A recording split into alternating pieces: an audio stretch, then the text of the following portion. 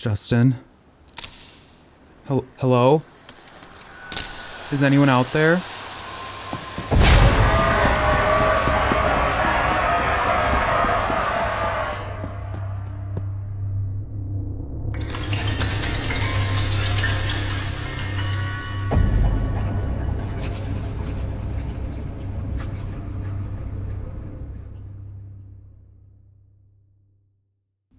I hate camping. I've always hated it. Oh, come on, Justin said. You've never even tried camping. How would you even know? I roll my eyes. I have tried camping. He laughs. Yeah, well, listen. I wouldn't ask if I didn't need it. My brother and I did this trip every year, and you knew him, kind of, so it would be nice to have someone else with me the first year. His goofy face turned softer, sad. I feel bad. His brother Ben passed away from cancer earlier this year. He was way too young, and Justin's best friend. As much as I hate camping, I'd feel awful if I said no. Fine, I'll go, I say, and Justin immediately looks so happy. He starts telling me about how he already has all of his camping stuff and all I need to bring is clothes and he's got the rest. The state forest they camp in is huge, but it's beautiful and honestly, I've been burnt out with work and could use a little time away from a screen. And I do owe Justin. He's been a great friend and I should return the favor. I got home that night from work and started packing. I realized early that my clothes were not suited to the outdoors, but I was able to put together enough to not look like an idiot and not die from the cold, which I thought was a win. I zip my backpack up and pick my phone up. I almost text Justin to back out, but I lock my phone and throw it on the bed. I set my backpack against the apartment door and I realize I should bring my battery-powered phone charger, a flashlight, and a lighter just in case. I didn't have pepper spray, but I didn't know if human pepper spray worked on bears. I crawl into bed and think about the following day. Justin's been pretty down this entire year, but in the past month, he's been getting more and more excited. I'm glad I'm going. Maybe I can make this bearable for him. And it's only one night. I can do that. My phone buzzes before my alarm goes off. I look to see who's calling. It's Justin. Justin, are you serious? It's 6 a.m. I know, but I figured if you were ready, we could leave a bit early. The sunrise is beautiful, and I'm just anxious to get going. Okay, give me a minute, and let me know when you're here. I'm already here. Okay, then let me get dressed and I'll meet you outside. I put on my basic camping gear and step outside into the crisp air. Justin's waiting outside his car. He's got a thermos of coffee in his hand, but he seems too wired, almost like he hasn't slept. I walk up and give him a hug and we start chatting about the trip. I ask if I can sleep a bit more and he thankfully says yes. I rest my head against the side of the car as he begins to drive and quickly doze off. I woke up sometime later and look over at Justin. The bags under his eyes were now more pronounced in the sun. I check the dash and see that it's 11 a.m. I'm so sorry for sleeping late, I say. He shakes his head and says it's okay. I rub my eyes and look out the window. We're traveling north, it looks like. The state park was south of us. Wait, we're going to Cedar State Park, right? That's the one you go to. I can immediately tell we're not going there. And Justin's sheepishly hiding that.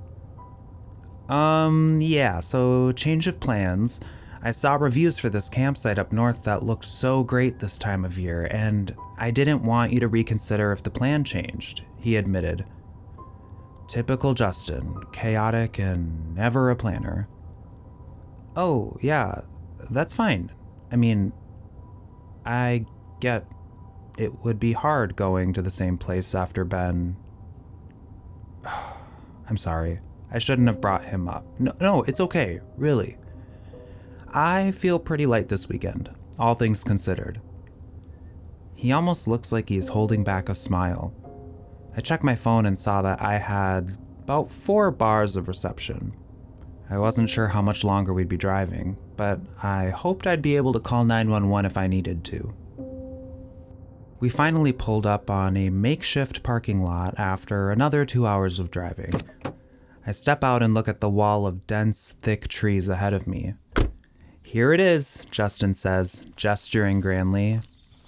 We're camping in there? It looks like there's not even a spot for the tent, I say. He nods and reassures me that it'll clear up as we venture inward. So I grab my backpack and follow him inside the... Hey, what's this park called? I ask. It's called Whispering Forest, he said. I stop walking and he turns around to face me. What? Whispering Forest, I repeat. That literally sounds haunted, Justin. Is this why you didn't want to tell me where we were really going? He shakes his head and reassures me that it's just because of the sound the wind makes as it passes through the trees. I reluctantly continue following him, checking on my phone to see that I had no signal. We walked for what felt like hours. We finally reached a clearing and he threw his pack down. Home sweet home, he laughs. I look around and I'll admit it's pretty. The trees are vibrant and it's relaxing. But that's when I notice. It is so quiet here, I say. There's no bugs, no animals, nothing. Well, that's another reason it's called the Whispering Forest, he adds.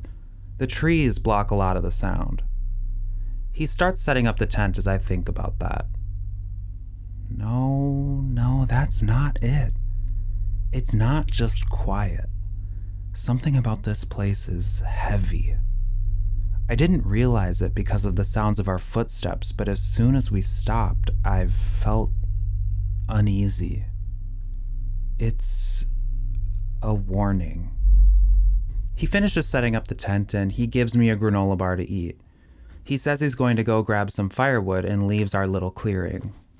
It only takes a few moments for the sounds of his footsteps to fade away, and I'm left with the eerie silence again. I shouldn't have come. I finished my small granola bar and realized I was very hungry and walked over to Justin's backpack to grab another. I unzip it and find a large box of them, picking out a chocolate chip one next. But as I start to zip up his pack, I notice a very damaged, large leather book. Maybe it was a journal? It looked like it had a lot of pages added in, maybe stuff he's printed out. I look around before peeling back an edge to take a peek as I hear footsteps returning. I was able to zip the pack up before he returned, carrying a few decently sized logs. He sets the logs down and I sit next to him. I watch his face as he starts trying to light the fire. I notice how what I might have saw as sleepiness might actually be sickness, and I start to feel more uneasy. He lights the fire, and it does make me feel a little bit better having the sounds of the crackle break the silence. He sits next to me and notices my second granola bar. "Oh, looks like you got another," he said. "Oh, this? Yeah, I got it from your backpack. I'm sorry if I should have asked." "Oh, no, not at all. You're totally fine," he says, laughing a little too loud and scaring me a bit. I look into the fire because I didn't know what else to say, and I can see from my peripheral vision that he's staring right at me. Be cool. Be cool. "God, this fire is amazing," I say. "It's so cool you know how to do all of this stuff." I don't know if he's picking up on me being weird, but I don't know how else to get back to normal if he's suspicious. "Oh, the fire? It's nothing. I had flint. Ben was the one who could do it by hand. He was the best." He looks up at the sky. The sun is almost set and the forest was getting much darker. "Full moon tonight," he says. I look at him, as he's pointing up and look at the moon right above us. They say tonight there's an alignment of planets on the moon, he says. I didn't know you were into astrology, I say. It's not astrology, he laughs. Another long pause. Can I ask you a question? I say. Justin stares into the fire for a long time before answering. You want to know why we came here instead, he says. Well, kinda, yeah, I say. He stares into the fire and goes to grab his backpack. He places it in front of him. My heart starts beating faster. I know you probably already saw this, so I guess it's time to come clean. Just don't be mad, okay? Justin, you're kinda scaring me, I say, standing up and facing him. Calm down, it's okay, I'm not mad, he says. Let me explain. He's tired, but he seems like he's being honest, so I sit back down and give him the floor. This forest is called the Whispering Forest as its official name on maps, but I first found out about it by another name. Eldritch Hollows. Eldritch? Like Dungeons and Dragons, Eldritch Blast Eldritch? Like the same Eldritch that means scary? Justin, what the hell were you— Shut up and listen to me. I look at his face. The goofy Justin I know is gone. He's serious, and he's starting to scare me. Okay, I say as I look into the fire. I'm sorry. Not many people know about this place, about Eldritch Hollows. At least, not many people know about it like I do.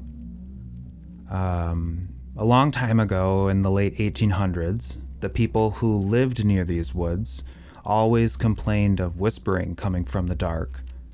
Kids would say they heard whispers following them, and they were told to never look behind them for the source of the sound. And every year, there was one day where it got worse. And once our understanding of astronomy grew, we understood that this day was when the moon and earth were in a specific position relative to the sun. The people contacted every spiritual leader they could find to try to seal away what was in these woods, and it was rumored that they eventually found one woman who was capable of doing so.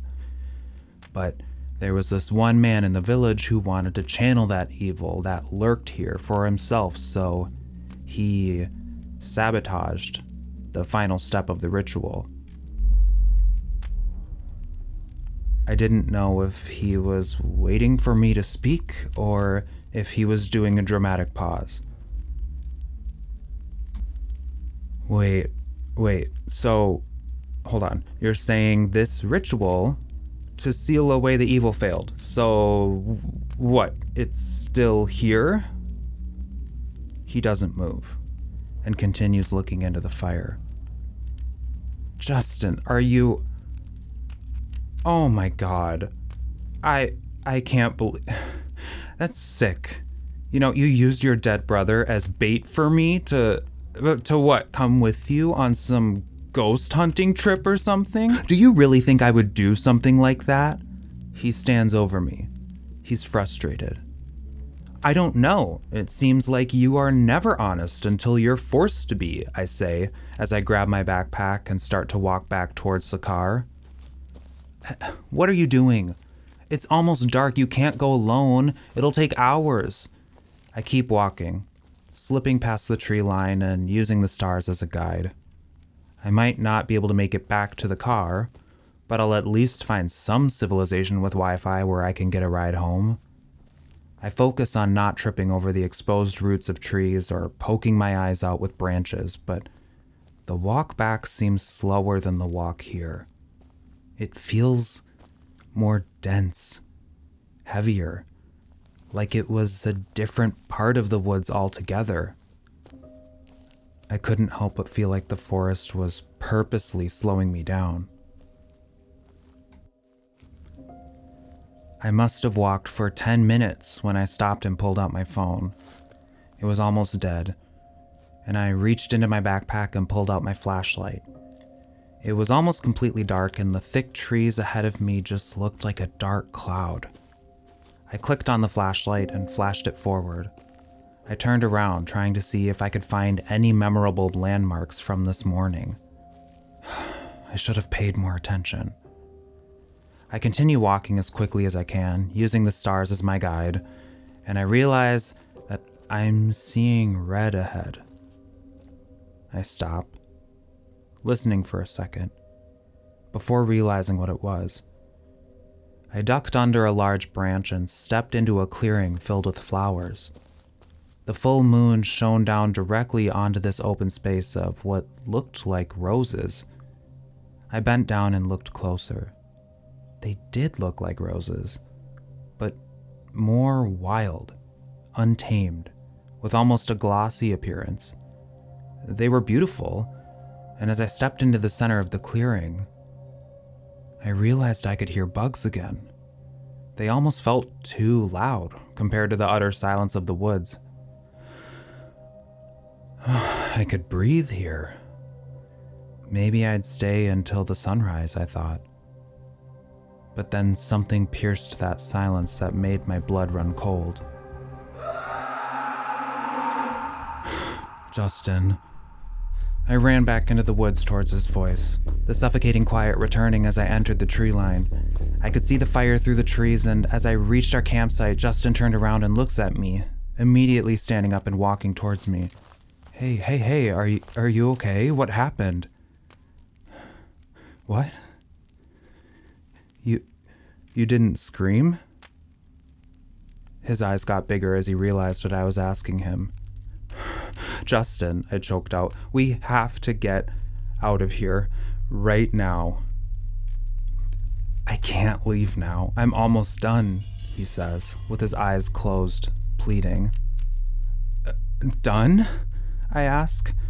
I look behind him and see what looks like a doll made of sticks and grass near the fire. The large leather book is open next to it. I know what it looks like, but listen, so many people have been able to talk with loved ones on this day every year. He walks over to the book and picks it up. He flips through it and walks towards me, handing me a packet of paper stapled together that looks like forum posts and replies from a website called theothersideeldritch.com. I flip through the pages using my flashlight to read comments about how some people were able to have full conversations with dead family and others heard nothing. Okay, Justin, I don't care what any of this says. I heard your scream. Clearly, whatever evil is in these woods that they wanted to seal away can trick people into thinking that it's their loved ones. How do you even know that these are real? I should have known you'd never get it. You're always so, show me the evidence, but you haven't lost anyone. He rips the pages out of my hands and walks back towards his doll of Ben. But you'll see. He closes his eyes. My muscles tense as I realize what he's about to try doing. Ben, if you can hear me, it's your little brother Justin, here to make sure you're okay. Silence. Then there was a gust of wind that starts flowing through our clearing, threatening to extinguish our fire. I turned around to look at the tree line. It did sound like whispers, but I was sure it wasn't the wind. Justin? Justin, are you there? My hair stood up. Justin turns towards the sound on the opposite side of the clearing. Ben, I'm coming. He starts sprinting towards the trees. Justin, that's not Ben. But it was too late. He disappeared into the shadows, leaving me with the crackling fire. I stay still to try and hear what's happening, but it's no use. I run towards the fire to see what looks like a voodoo doll. It's definitely Ben. I see small photos of his face, and the doll is placed inside of what looks like sand. I reach down and touch it, and realize it isn't sand. But then what was this? Oh God. Ben was cremated. I jump back and stare at the doll. Justin, what were you thinking? I wipe my hand on the ground and turn my focus back to the book. It's opened on a page of handwritten notes by Justin dated 6 months ago. So he knew this whole time. I flipped through the book and found what looks like another site's description of these woods. Apparently, most of the documents and evidence from that failed ritual have been burned or destroyed, but it's believed that the sabotage happened on the last steps of the sealing rite. On the next page was a sketch that I immediately recognized. The flower from the clearing. The blood petal is an infamous flower that blooms once every 9 years under a full moon. It has been used in various ancient rituals and ceremonies as it is known to possess properties known to repel spirits and cleanse physical locations. I look up where Justin entered the trees. Nothing. I kept reading. Interviews with the last survivors of the now abandoned village near Eldritch Hollows uncovered that the final steps of the ritual involved placing a blood petal flower upon their sacred lunar altar and burning it before sunrise in order to amplify its supernatural banishing effects. That's it. I just have to go back for that flower, find the altar, and then I might be able to make it out of these damn woods.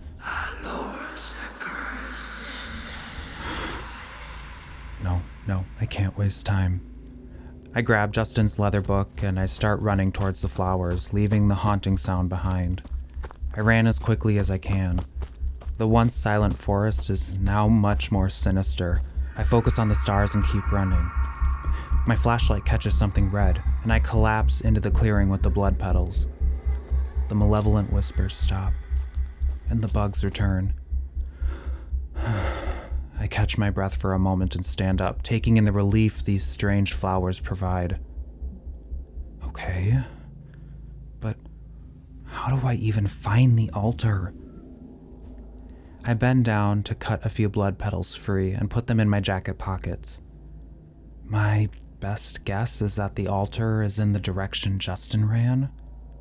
I opened the large leather book again, flipping through the pages until I came across a hastily scribbled map. I used my flashlight, heart pounding, to try and make sense of it.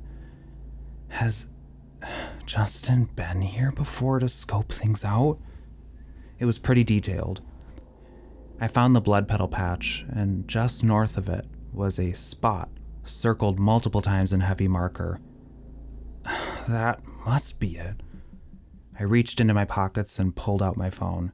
It barely had any battery left, so I plugged it into my portable charger and I opened the compass app. I wasn't sure if I even needed service for it to point north, but it began pointing right away. No way. I look in the direction it's pointing and begin walking. The whispering and paranormal sounds were getting worse. I continued walking until I found a giant slab of stone. It was covered in leaves and plants, but there was no mistaking it. This is the altar. I ran towards it, brushed it off, and grabbed the blood petals from my jacket pocket, their thorns pricking my fingers, causing them to bleed. I set 3 on the altar and take my backpack off to grab my lighter from the inner pocket. As I flick the lighter, he speaks. What are you doing? I whip around. Justin standing at the edge of the trees. His voice sounds strange. He's pale. Too pale. The circles under his eyes have seemed to grown, where now he just looks like he has eye sockets that are completely hollow. I will not let you do this, he says loudly and starts sprinting towards me. I turn and spark the lighter again and touch the flame to the blood petal. It immediately ignites and Justin stops running, screaming in agony. The forest around me screams alongside him. I light another side of the flowers, the ear-splitting howls almost unbearable. I close my eyes and cover my ears in pain. And then, all of a sudden, it stopped. I uncover my ears, but I don't hear silence.